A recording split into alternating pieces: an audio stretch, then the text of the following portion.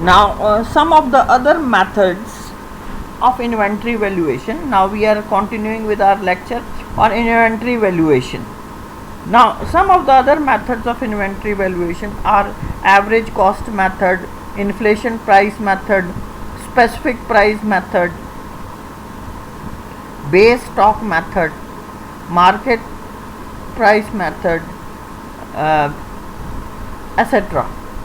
Now, average cost method, let us deal with the first average cost method. Average cost method, the principle on which average cost method is based that all the material in the store are so mixed up that issue cannot be made from any particular lot of purchase, and therefore it is proper if the materials are issued at an average cost of materials. Now, average may be of two types: simple arithmetic average or weighted arithmetic average. Now, let us see what simple arithmetic average is. Simple arithmetic average means that total unit purchase prices of different lots in the stock on the date of issue. For example, we have four different issue stocks, and first was purchased at 10 rupees per unit, second was purchased at 11 rupees per unit, the third was purchased again at 10 rupees per unit, and the fourth was again purchased at 11 rupees per unit. Now we'll write all these 10, 11, 10, 11, right? And then number of prices used. Now how many prices we have used? 1, 2, 3, 4. 4, so we'll be dividing it by 4.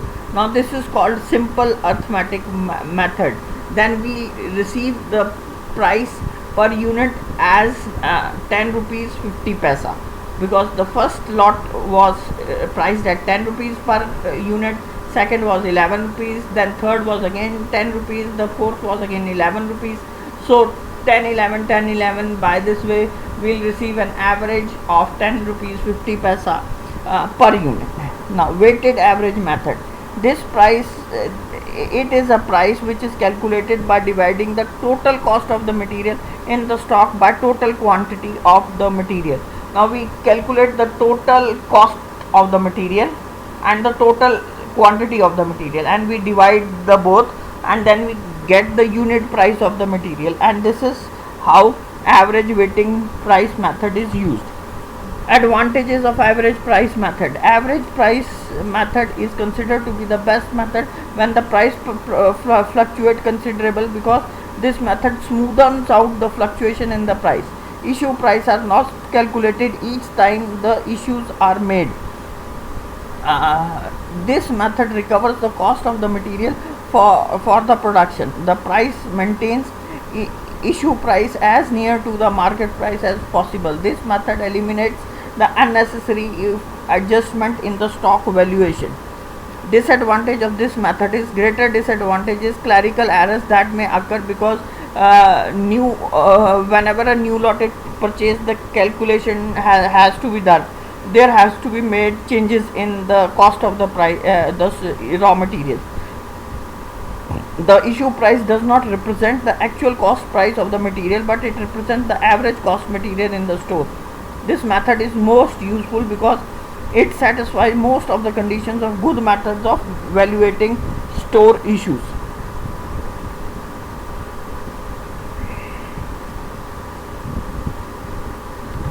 Now, inflated price method.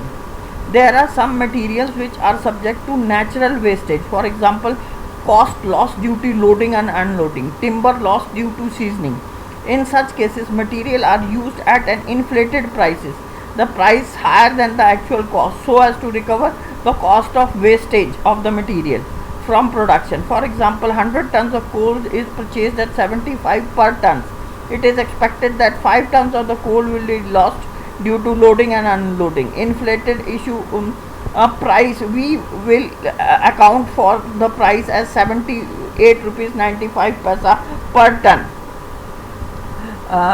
When materials are specific price method, when materials are purchased for a specific job, they should be issued at a specific job at their actual cost.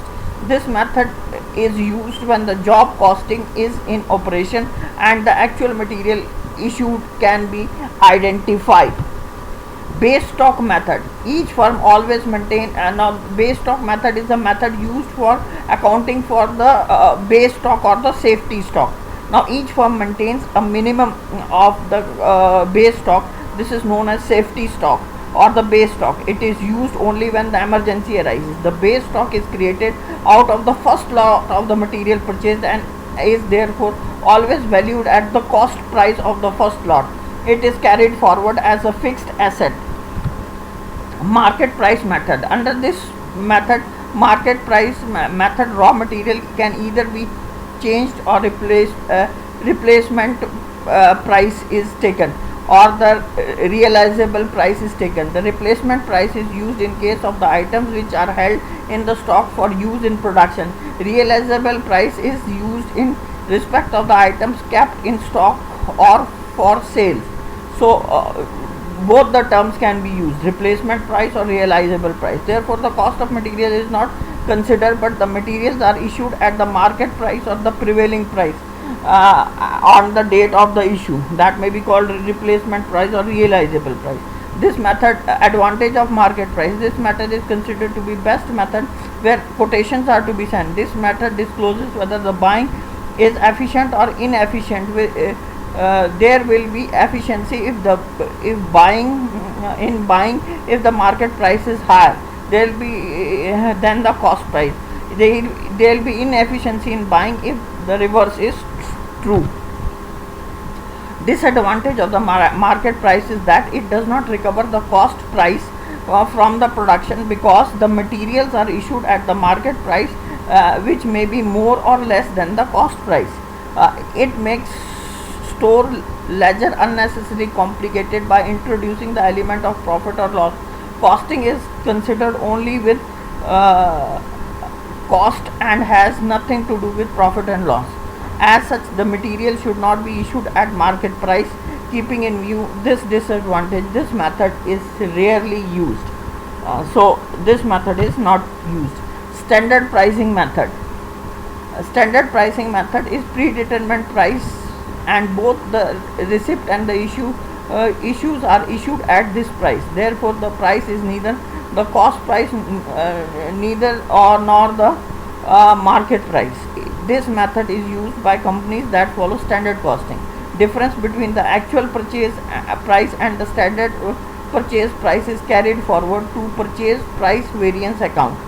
Standard price is of two types: basic standard price, current standard price. Now basic standard price, it is the ideal standard price fixed for long period so as to help the forward planning. Current standard price, it is the basic standard price which has been adjusted to provide for the permanent changes in the cost as a result of prevailing trends in the market. Thus current standard price helps to keep the cost of products adjusted to the prevailing trends in the market. This is all about the valuation of inventories. These were some of the methods which we discussed today. These methods were average method, inflation price method, specific price method, base stock method, market price method, standard price method. Thank you very much.